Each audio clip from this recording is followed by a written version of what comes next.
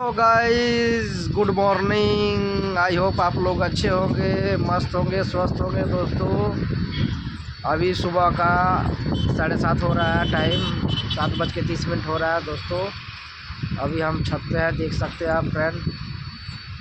आज मौसम भी ठंडा है और हवाएं चल रही है, आप देख सकते हैं फ्रेंड। आज मौसम बहुत ठंडा है और आपको दिखा रहे हैं। देखिए दोस्तों, अभी हम छत पे हैं और हवा देखिए कितना तेज चल रहा है। आज का मौसम बहुत ही ख़राब है दोस्तों।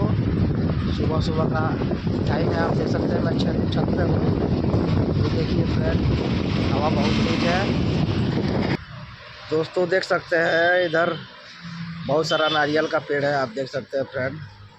अभी हम छत पे से आपको दिखा रहे हैं और इधर इधर देखेंगे आप तो मेन हाईवे है। और देखिए, ये देखिए दोस्तों, मेन हाईवे है इधर। और ये देखिए फ्रेंड,